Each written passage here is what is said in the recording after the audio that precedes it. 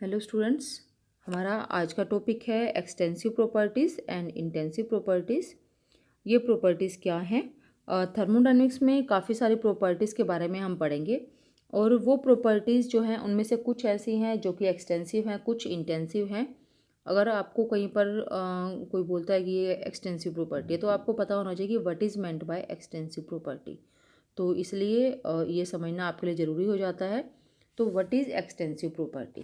Extensive properties वो properties हैं that depend on the properties which depend on the, आप साथ साथ लिख लीजिए ये बुक पर अपने नोट करते जाइए। The properties which depend on the size और quantity of the matter present in the system. ठीक है, सिस्टम में जो मैटर है उसके क्वांटिटी पर जो प्रॉपर्टीज़ डिपेंड करती हैं उन्हें एक्सटेंसिव प्रॉपर्टी कहते हैं। क्वांटिटी मीन्स अमाउंट भी हम कह सकते हैं। ठीक है, और इन प्रॉपर्टीज़ के एग्जांपल हैं मास, वॉल्यूम। नई प्रॉपर्टीज जो अभी अभी हमने सीखी हैं एंथैल्पी, इंटरनल एनर्जी, ये सभी जो प्रॉपर्टीज़ हैं, इसके अलावा और भी होती हैं, एक्सटेंसिव प्रॉपर्टीज़ कहलाती हैं। ये सिस्टम में मैटर के अमाउंट पर डिपेंड करती हैं। सिस्टम मीन्स हमारा वो कंटेनर जिसमें कि केमिकल रिएक्शन हो रही है। केमिकल रिएक्शन में सब्सटेंसेस क्या है, या हम कहेंगे केमिकल रिएक्शन में उस कंटेनर में मैटर क्या है। उस कंटेनर में मैटर है रिएक्टेंट्स एंड प्रोडक्ट्स। तो उनके अमाउंट पर जो प्रॉपर्टीज़ डिपेंड करती हैं दे आर एक्सटेंसिव प्रॉपर्टीज़। इसके बाद जो नेक्स्ट है वो है इंटेंसिव प्रॉपर्टीज़। और अब आप इंटेंसिव प्रॉपर्टी के बारे में आप बता ही सकते हो कि ये क्या होंगी। The properties which do not depend on the amount या क्वांटिटी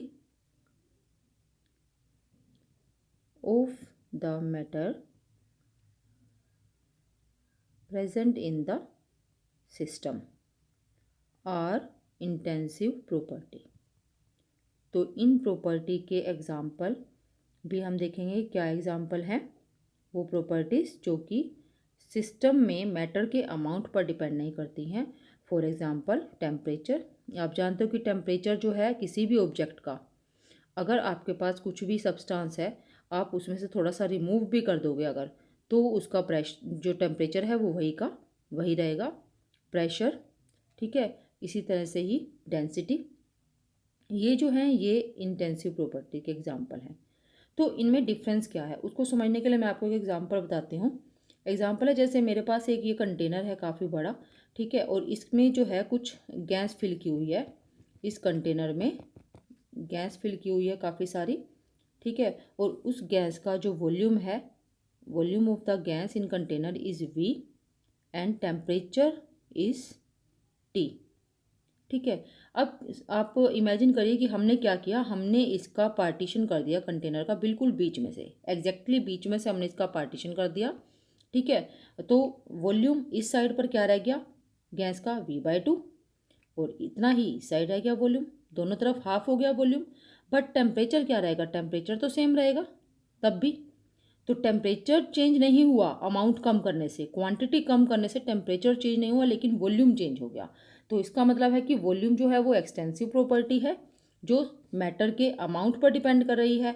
ठीक है, और जो टेम्परेचर है वो एक इंटेंसिव प्रॉपर्टी है जो मैटर के अमाउंट पर डिपेंड नहीं करती है।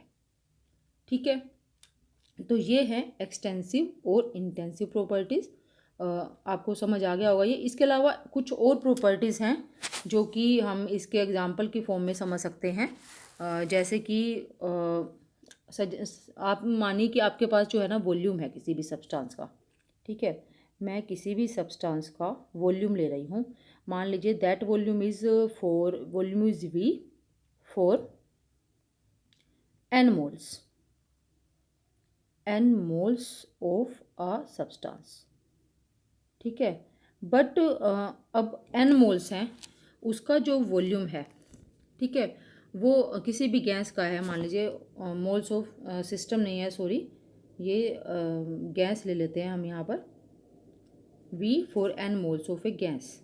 ठीक है, तो अगर मैं 1 मोल के लिए ले लेती हूँ, इसकी जगह पर कितने भी मोल्स हैं, ठीक है, उसका वॉल्यूम है V। बट अगर मैं इसको 1 मोल का वॉल्यूम ले लेती हूँ, that is known as molar volume. Molar volume क्या है? Molar volume is volume of 1 mole of gas. ठीक है, और वो क्या हो जाएगा? V/N।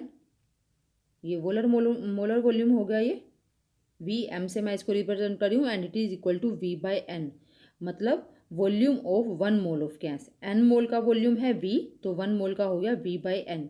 अब ये 1 मोल का वॉल्यूम है, 1 मोल का वॉल्यूम तो फिक्स रहेगा, ठीक है, वो तो चेंज नहीं होगा ना। Volume of 1 mole of gas will not change.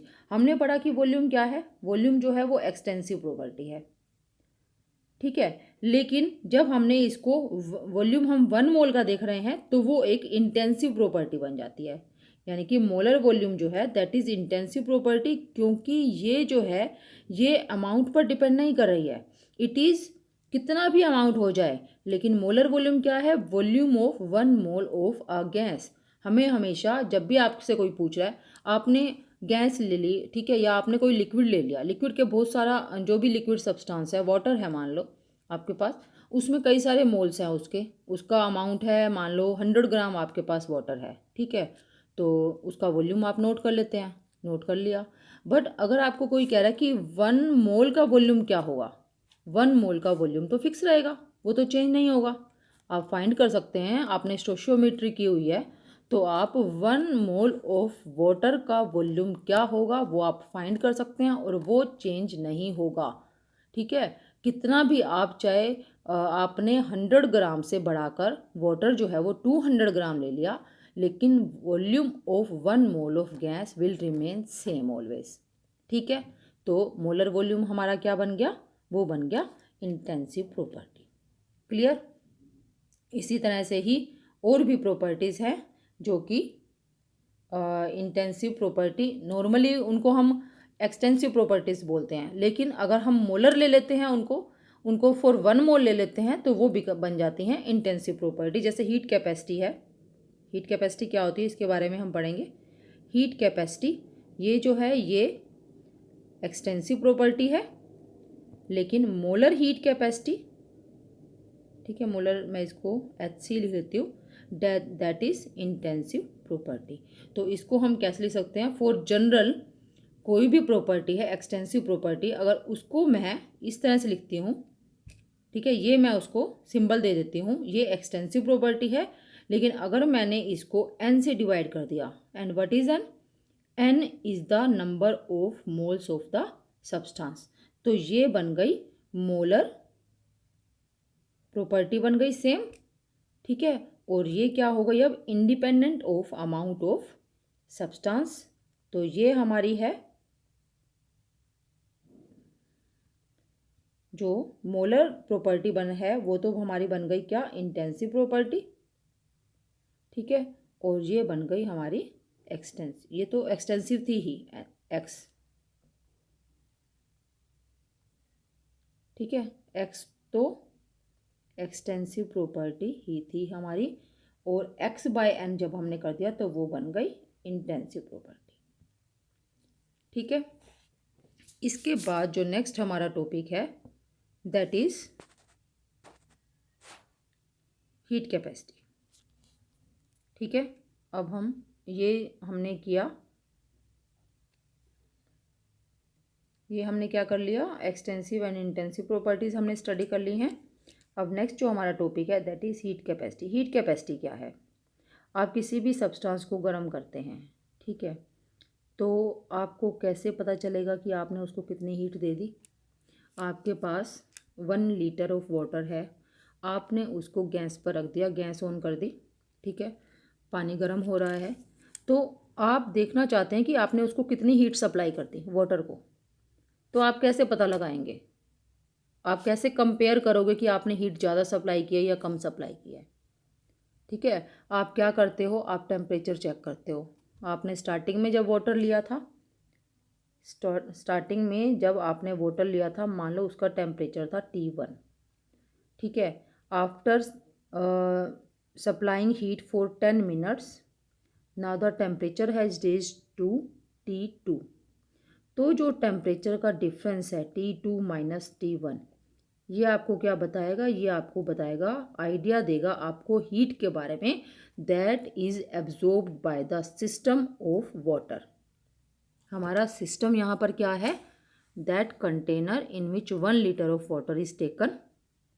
ठीक है, उस सिस्टम को आपने कितनी हीट सप्लाई करी है, उस सिस्टम ने कितनी हीट एब्जॉर्ब की है, वो हमें आइडिया कहाँ से मिलेगा? हमें आइडिया मिलेगा उसके टेम्परेचर में चेंज से। ठीक है, तो इसका मतलब हम क्या कह सकते हैं कि heat absorbed by the system is proportional to change in temperature. Change के लिए मैं डेल्टा लिखूंगी, चेंज इन टेम्परेचर। अगर मैं प्रोपोर्शनलिटी का साइन हटाती हूँ तो मैं यहाँ पर एक कांस्टेंट टर्म यूज करती हूँ और उस कांस्टेंट को मैं लिख रही हूँ C।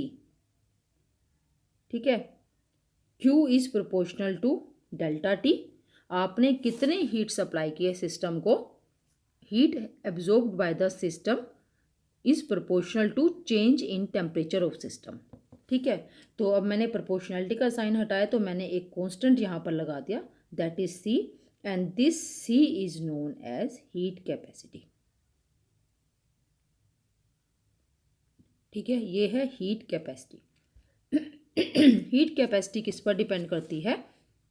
हीट कैपेसिटी की वैल्यू, हीट कैपेसिटी की वैल्यू आपने ध्यान रखना है, हीट कैपेसिटी की वैल्यू डिपेंड करती है सिस्टम के साइज पर, उसकी कंपोजिशन पर और उसके नेचर पर। यानी कि अगर आप कंपोजिशन चेंज करते हो सिस्टम की, जो भी आपने, जैसे कि मैं बता रही हूँ कि एग्जांपल हमने लिया 1 लीटर ऑफ वाटर, अगर आपने इसके अंदर 10 ग्राम सोडियम क्लोराइड डाल दिया, यानी कि जो कॉमन साल्ट हम घर में यूज़ करते हैं वो आपने उसमें डाल दिया, तो जो हीट कैपेसिटी है वो चेंज हो जाएगी। ठीक है, अगर आपने उसमें शुगर डाल दी तो उसकी और अलग हो जाएगी, अगर आपने उसके अंदर कुछ और डाल दिया तो उसकी कुछ और अलग हो जाएगी। मतलब कि हीट कैपेसिटी किस पर डिपेंड करती है? It depend on the, heat capacity depend on the size of system, size means वही फिर अमाउंट पर, कॉम्पोजिशन ऑफ सिस्टम, जो मैटर है हमारा सिस्टम में उसकी कॉम्पोजिशन पर, एंड नेचर ऑफ सिस्टम। ठीक है, आप नेचर का मतलब क्या है कि 1 लीटर वाटर ले रहे हो तो उसकी हीट कैपेसिटी अलग होगी देन 1 लीटर ऑफ ऑयल। ठीक है, तो ये हो गया नेचर पर डिपेंड करती है, ये है हीट कैपेसिटी। अब इसका अब हीट कैपेसिटी जो है, अगर मान लो जैसे हमारा जो वाटर होता है ना उसकी हीट कैपेसिटी काफ़ी हाई होती है। ठीक है, अगर मैं लिख रही हूँ Q इज इक्वल टू, कि मुझे हीट सप्लाई करनी है वाटर को, Q is equal to C into delta T, मुझे पता है। तो अगर मुझे टेम्परेचर ये रेंज चेंज करना है वाटर का, मुझे राइज करना है टेम्परेचर वाटर का, और हीट कैपेसिटी मुझे पता है कि C बहुत ज़्यादा है, तो Q भी काफ़ी ज़्यादा हमें यूज़ करना पड़ेगा, because Q is equal to C into delta T। तो 1 डिग्री, अगर सिर्फ 1 डिग्री आपको टेम्परेचर इंक्रीज करना है, C की वैल्यू काफ़ी हाई है, तो आपको Q भी काफ़ी हाई वैल्यू में लगाना पड़ेगा, हीट जो सप्लाई करनी पड़ेगी उसका अमाउंट भी बहुत ज़्यादा लेना पड़ेगा। ओके, अगर सिंपल सी बात है, अगर आपको समझ आ रही है ये तो कि अगर किसी भी सब्सटेंस का या सिस्टम का की हीट कैपेसिटी काफ़ी ज़्यादा है, ये वैल्यू बहुत ज़्यादा है C की वैल्यू, तो आपको उसका टेम्परेचर राइज करने के लिए ज़्यादा अमाउंट में हीट सप्लाई करनी पड़ेगी। ठीक है, C is directly proportional to amount of the substance, और इसलिए जैसे मैंने आपको अभी हमने एक्सटेंसिव और इंटेंसिव प्रॉपर्टीज़ पढ़ी थी, कि मैंने आपको बताया था कि जो हीट कैपेसिटी है, हीट कैपेसिटी क्या है? हीट कैपेसिटी एक इंटेंसिव प्रॉपर्टी है, सॉरी एक्सटेंसिव प्रॉपर्टी है, ये एक एक्सटेंसिव प्रॉपर्टी है, यानी कि ये अमाउंट पर डिपेंड करती है, यहाँ पर हमने लिखा भी है साइज पर डिपेंड करती है। लेकिन मोलर हीट कैपेसिटी यानी कि C/N, जिसको कि मैं CM लिख दूंगी, ये अमाउंट पर डिपेंड नहीं करती है, इसलिए ये एक इंटेंसिव प्रॉपर्टी है। ठीक है, मैं शॉर्ट फॉर्म में लिख देती हूँ कहीं कहीं पर, लेकिन आप अगर नोट कर रहे हो साथ साथ तो आप उसको पूरा ही नोट करना, क्योंकि फिर बाद में आपको ध्यान नहीं रहेगा कि ये क्या है, इसलिए आप अभी कंप्लीट लिखेंगे, पूरा ही नाम लिखेंगे कुछ भी अगर मैं लिख रही हूँ तो, ठीक है। मुझे लगता है कि आपको समझ आ गया होगा हीट कैपेसिटी क्या है और मोलर हीट कैपेसिटी क्या है। मोलर वर्ड आप किसी भी टर्म के साथ लगा देते हो, उसका मतलब हो जाता है कि that value for 1 mole of substance, ठीक है। तो इसका तो हीट कैपेसिटी है क्या, इसकी जो डेफिनेशन है वो भी आपको आनी चाहिए। डेफिनेशन आप लिख सकते हो साथ साथ। हीट कैपेसिटी जो है that is the quantity of heat required to raise the temperature of 1 mole by 1 degree Celsius, ठीक है। या 1 डिग्री केल्विन भी हो सकता है। ये 1 डिग्री मतलब आपको राइज करना है टेम्परेचर, तो उसके लिए जितनी हीट रिक्वायर्ड है that is heat capacity of the substance, molar heat capacity. तो आप इसकी डेफिनेशन आई होप आपने लिख ली होगी, अदरवाइज आप यहाँ से नोट कर सकते हो। Molar heat capacity of a substance is the amount of heat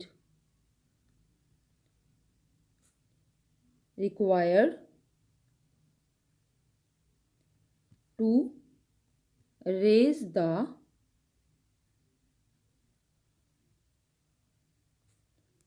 temperature of 1 mole of substance by 1 degree Celsius और 1 डिग्री केल्विन, ठीक है। It is molar heat capacity. आप इसको नोट कर लीजिए। मोलर हीट कैपेसिटी की डेफिनेशन है ये, amount of heat required to raise the temperature of 1 mole of a substance by 1 degree Celsius और 1 डिग्री केल्विन, ठीक है। एक और टर्म होती है, आपने पढ़ा हीट कैपेसिटी, आपने पढ़ा मोलर हीट कैपेसिटी। एक और टर्म होती है specific heat capacity.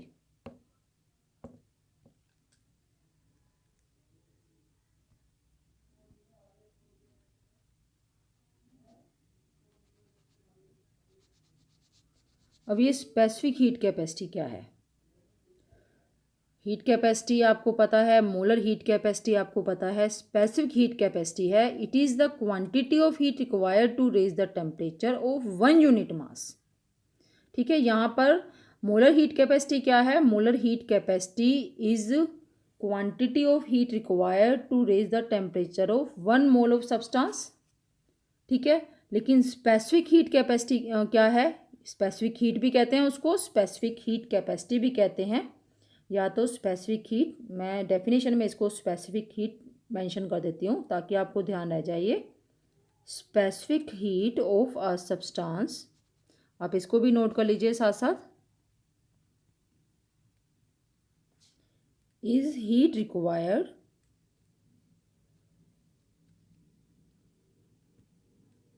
To raise the temperature of मैंने आपको क्या बताया, 1 unit mass, 1 unit mass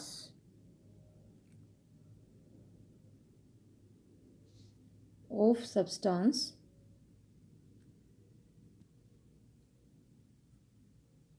by 1 degree Celsius और 1 डिग्री केल्विन, ठीक है। तो ये है हमारा स्पेसिफिक हीट।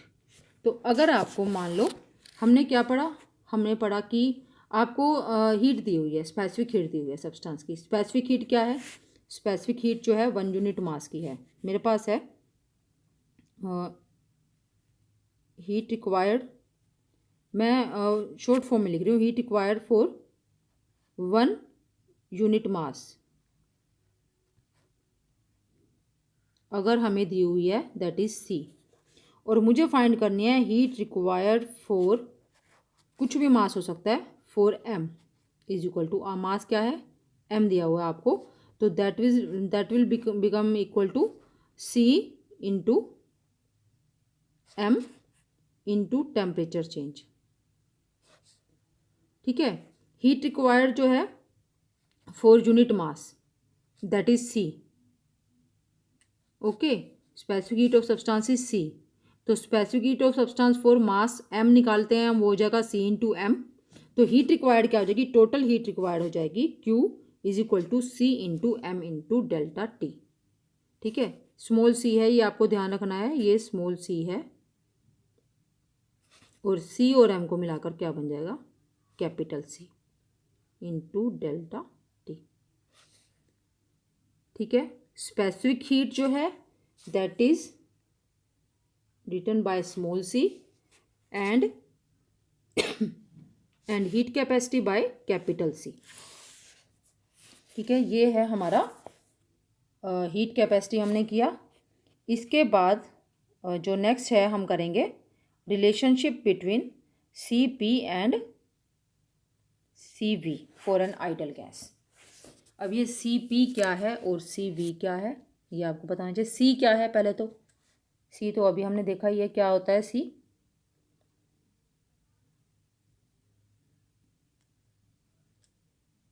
C हम जानते हैं C is heat capacity.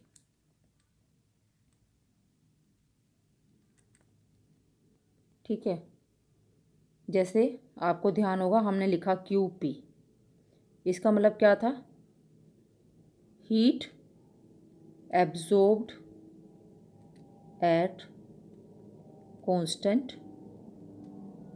Pressure, है ना। और ऐसे ही QV था, हीट एब्जॉर्ब्ड एट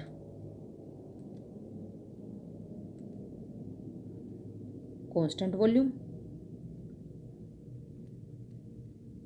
तो अगर मैं लिख देती हूँ इसी से ही रिलेट करते हुए, मैंने ये इसलिए बताया है ताकि आपको रिमाइंड करा दूँ कि अगर मैंने नीचे सबस्क्रिप्ट में P लिखा है या V लिखा है तो उसका क्या मतलब है। उसका मतलब है P का मतलब है कांस्टेंट प्रेशर और V का मतलब है कांस्टेंट वॉल्यूम।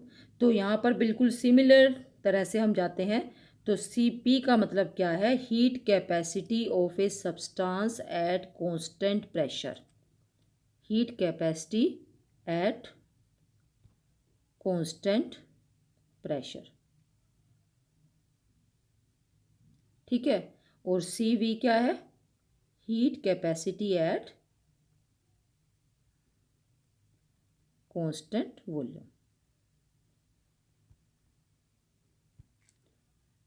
इसका यहाँ पर कोई यूज़ नहीं है इस टर्म का, लेकिन मैंने आपको सिर्फ इससे रिलेट करने के लिए बताया। मतलब जब मैं आपको Cp और Cv का मतलब बता रही हूँ तो इसका यूज़ नहीं है, वरना हम इसी को यूज़ करने वाले हैं अभी।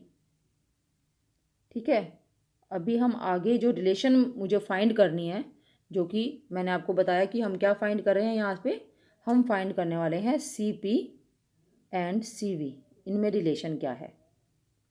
इनकी रिलेशन को फाइंड करने के लिए हमें इन्हीं की ज़रूरत पड़ने वाली है, QP और QV की। ठीक है, तो अब हम देखते हैं कि ये है क्या। तो जैसा कि हमें पता है, अभी हमने किया कि Q is equal to C into delta T. ठीक है, अगर हम यही चीज़ कांस्टेंट वॉल्यूम पर ले रहे हैं, कांस्टेंट एट कांस्टेंट वॉल्यूम, आप साथ साथ नोट जरूर कर लेना इसको।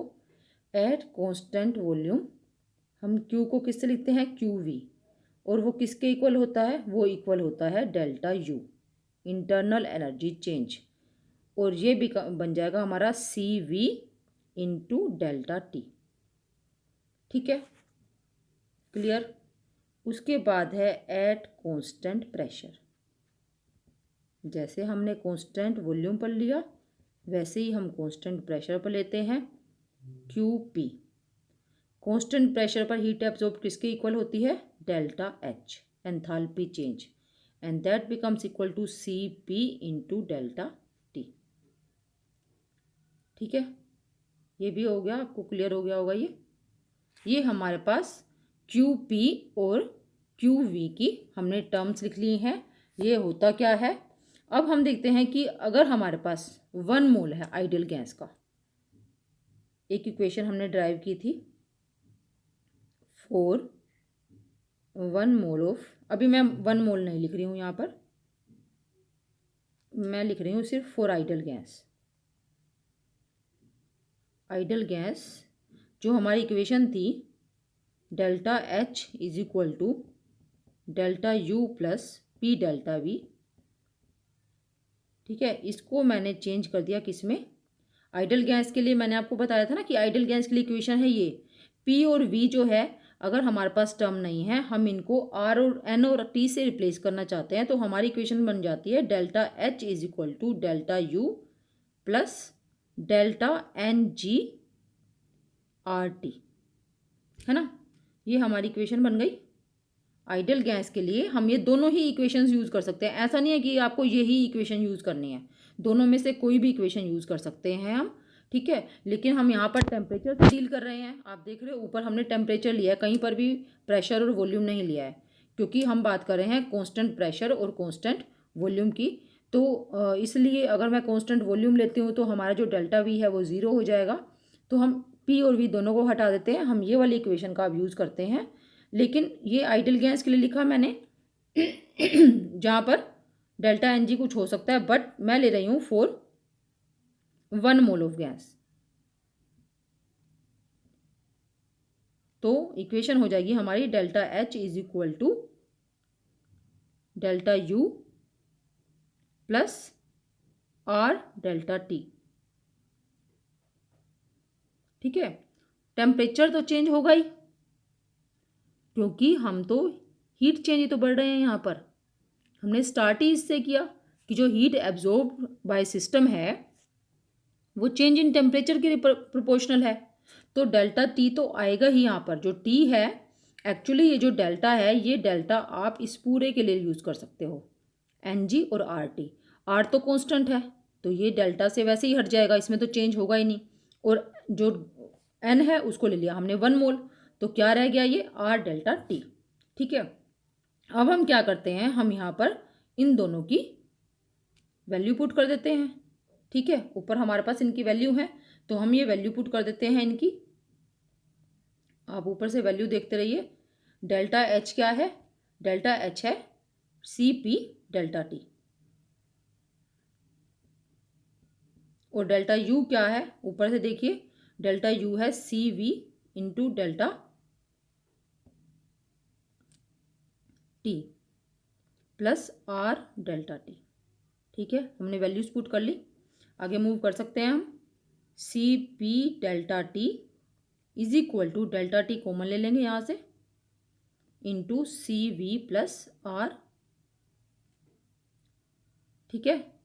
और अब हम क्या करते हैं, डेल्टा टी से डेल्टा टी कैंसिल हो जाएगा, हमारे पास आ जाएगा C P is equal to C V plus R, और C P minus C V is equal to R. बहुत बहुत इम्पोर्टेंट ये रिलेशनशिप है, आपको इसको ध्यान रखना है। तो यहाँ से आपको एक चीज़ और पता चलेगी कि C P is greater than C V, ठीक है, because C P minus C V is equal to R and R has some value, R की वैल्यू है पॉजिटिव वैल्यू है, so C P is greater than C V, ठीक है। तो ये है हमारा सी पी और सी वी में रिलेशनशिप। तो आप देख सकते हो हमने स्टार्टिंग से क्या किया है, हमने एक्सटेंसिव और इंटेंसिव प्रॉपर्टी के बारे में पहले पढ़ा था। Extensive properties, the properties that depend on the size और quantity of matter present in system. एक बार सारा मैं आपको दोबारा से रिवाइज करवा रही हूँ। Intensive properties that do not depend on the quantity of matter present in the system, ठीक है। और उसका मैंने एग्जाम्पल, इन दोनों में डिफरेंस भी मैंने आपको एग्जाम्पल लेकर समझा दिया है। वो एग्जांपल हमने ये लिया था कि अगर कोई गैस है वी वॉल्यूम और टी टेम्परेचर पर, उसको पार्टीशन हमने कर दिया एग्जैक्टली हाफ बीच में से, तो वॉल्यूम तो हाफ हो जाएगा बट टेम्परेचर जो है वो सेम रहेगा। It means temperature is intensive property but volume is extensive property, ठीक है। तो अगर यही जो हमारी एक्सटेंसिव प्रॉपर्टी है volume N mole of gas के लिए है, लेकिन अगर हम इसको एन से डिवाइड कर देते हैं, हम फाइंड कर लेते हैं फॉर 1 मोल ऑफ गैस, तो ये बन जाती है इंटेंसिव प्रॉपर्टी। तो कोई भी एक्सटेंसिव प्रॉपर्टी अगर 1 मोल के लिए हम ले रहे हैं तो that becomes N intensive property, ठीक है। Similarly heat capacity is extensive property but molar heat capacity is intensive property. तो ये मैंने एक जनरल रिलेशन बताई है कि कोई एक्सटेंसिव प्रॉपर्टी है, उसको हमने नंबर ऑफ मोल से डिवाइड कर दिया तो that will become intensive property. Molar property is intensive property. इसके बाद हमने किया हीट कैपेसिटी। हीट कैपेसिटी क्या है कि कोई भी सब्सटेंस है उसको जब हम हीट करते हैं तो उसका टेम्परेचर जो चेंज इन टेम्परेचर हुआ उससे हमें पता चलता है कि हमने उसको एक्चुअली कितनी हीट सप्लाई की है। ठीक है, आइडिया हमें मिल जाता है। तो it means heat supplied to system या heat absorbed by system is proportional to delta T. यहाँ से हमें एक नई प्रॉपर्टी मिल गई that is C and it is known as heat capacity, जो डिपेंड करती है सिस्टम के साइज पर, कॉम्पोजिशन पर और उसके नेचर पर। अगर सी की वैल्यू हाई है तो heat required to raise the temperature of substance by 1 degree Celsius या ज़्यादा विल बी मोर। ठीक है, अगर हीट कैपेसिटी की वैल्यू काफ़ी हाई है तो किसी भी सब्सटेंस की हीट कैपेसिटी की वैल्यू ज़्यादा होने का मतलब है कि उसका टेम्परेचर बढ़ाने के लिए हमें काफ़ी हाई अमाउंट में हीट रिक्वायर्ड होगी। ठीक है, तो यहाँ फिर वही बताया है कि heat capacity C is extensive property but C by number of moles is intensive property. ठीक है, तो मोलर हीट कैपेसिटी की डेफिनेशन हमने की। It is the amount of heat required to raise the temperature of 1 mole of substance by 1 degree Celsius और 1 degree kelvin. Specific heat capacity क्या है? Molar heat capacity है heat required to raise the temperature of substance 1 mole of substance, और specific heat capacity है to raise the temperature of unit mass of substance 1 unit mass of substance by 1 degree Celsius और 1 degree kelvin. ठीक है, फिर हमने derive की relationship, काफ़ी important relationship between CP and CV, that is heat capacity at constant pressure and heat capacity at constant volume. तो वो हम जानते ही हैं, हमारे पास एक फॉर्मूला जो हमने अभी अभी पढ़ा वो है QP is equal to C into delta T. ठीक है, तो अगर हम कांस्टेंट वॉल्यूम पर लेते हैं तो हमारे पास आ जाता है QV is equal to delta U is equal to CV into delta T, और कांस्टेंट प्रेशर पर QP is equal to delta H is equal to CP into delta T. तो ये हमने इनके बीच में रिलेशनशिप फाइंड की for ideal gas CP minus CV is equal to R। I hope आपको अच्छे से क्लियर हो गया होगा अगर आपने साथ साथ नोट किया है तो। अगर आपने नहीं भी नोट किया है तो आप इसको वीडियो को देखने के बाद आप इसको ज़रूर करके देखें, नोटबुक पे डिराइव ज़रूर करना है। अगर आप नहीं करोगे तो आपको बिल्कुल ये साफ़ हो जाएगा, बिल्कुल भी याद नहीं रहेगा। ठीक है, और काफ़ी इंपॉर्टेंट है ये हीट कैपेसिटी का कंसेप्ट भी। एक्सटेंसिव इंटेंसिव प्रॉपर्टीज़ चाहे एग्जाम पॉइंट ऑफ व्यू से आपकी सिर्फ डेफिनेशन इंपॉर्टेंट है, बट आपको क्लियर होना चाहिए कि ये हैं क्या, इसलिए आप इसको अच्छे से करना। और अच्छा ये रहेगा कि साथ साथ नोट डाउन कर लें। फिर भी अगर आपको कोई प्रॉब्लम है तो आप पूछ सकते हो। I will give you notes for this also. Okay.